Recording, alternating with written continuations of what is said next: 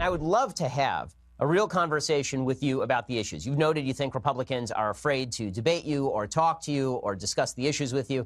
Not only am I eager to discuss the issues with you, I'm willing to offer $10,000 to your campaign today.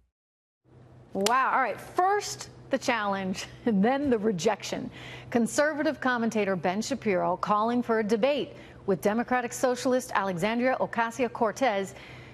He wants to debate her. He wants to debate her on the issues. The New York congressional candidate taking issue with Ben Shapiro, tweeting out, just like catcalling, I don't owe a response to unsolicited requests from men with bad intentions.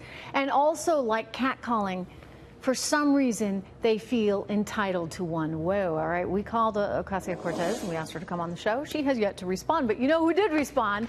None other than Ben Shapiro for his first interview since that tweet. Ben, it's good to see you. Good to see you. Making First of all, I just want to know quickly. She's making news with you here. Go ahead. Quick comment. First of all, how dare you catcall Alexandria Ocasio-Cortez by inviting her on your show? I mean, how dare you? That's sexism in action right there. Yeah, apparently. You know, what do you think of that, though? I mean, to use that term, which, you know, that's just to remind everyone, a woman's walking down the street and someone, you know, whistles or something, that's catcalling.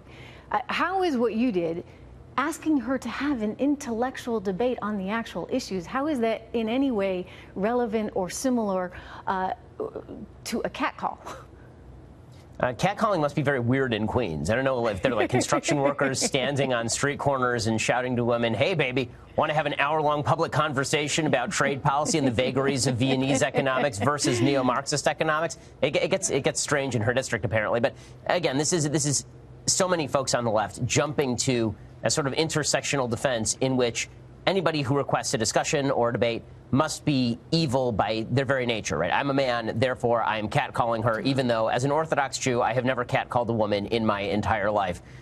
It's catcalling because I guess if I suggest that I want to have a conversation, I'm demanding a response. Well, every request is a request. All she had to say here was, nah, that would have been fine. I mean, she's got that prerogative, but she goes around talking about how...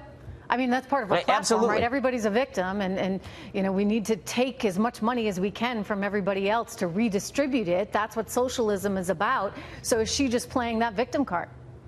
No question. And the fact that she feels the necessity to go to this particular card, right, to play the I'm a female and therefore I'm being victimized, this is like catcalling. The fact she goes there, instead of just saying, you know what, I'm not interested in debate, the reason she didn't say the latter is because she didn't want to look like she was afraid. And she's been going around on the Internet suggesting that people like Allie Stuckey are afraid of her when they make satire about her, or that people on the right are deeply afraid of her perspective. And then the minute that somebody says, you know what, I'm willing to have a discussion or a debate with you, and not only that, just to make it worth your time, I'll give money to charity or your campaign, then it's all of a sudden catcalling if you suggest such a thing. It's pretty amazing. Well, you know, I first saw that, and it didn't even make sense to me because of the use of the word catcall and the fact that you actually were asking her to have a civil conversation and a real debate. But she's not going to do it.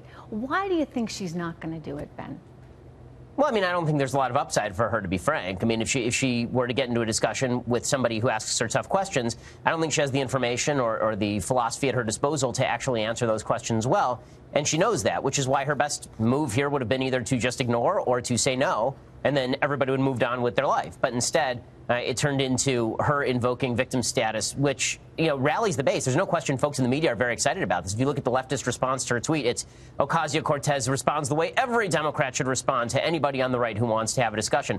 And then they wonder why more Americans are turning away from the intersectional left than ever. Yeah, you know, Ben, one of the things that has always made us great is an appreciation for some kind of intellectual diversity, right? Being able to have civil debates, being able to share ideas. I mean, that's how we evolve. That's how we get better. But when one side isn't even willing to have the conversation, where does that leave us as a country?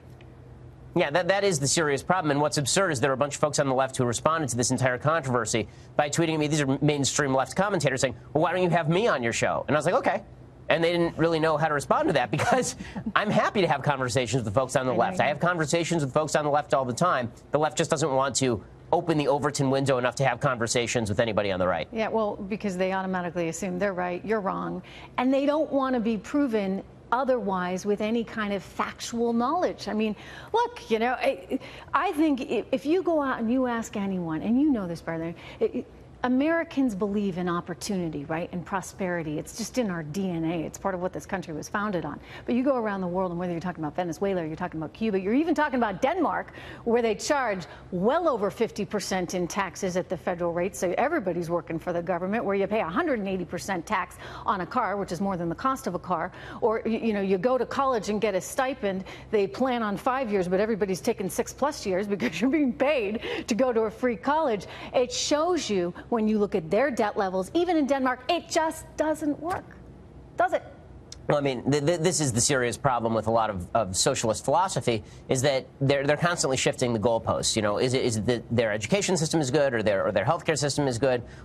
Or is it that all of these systems are built atop a capitalist edifice that made these countries prosperous in the first place? And these are the conversations that actually should be had. Yeah. But Alexandria Ocasio-Cortez is not interested in having them, obviously. Hey, by the way, let me ask you about the harassment of conservative commentators. Charlie Kirk, Candace Owens, what did you think about that one?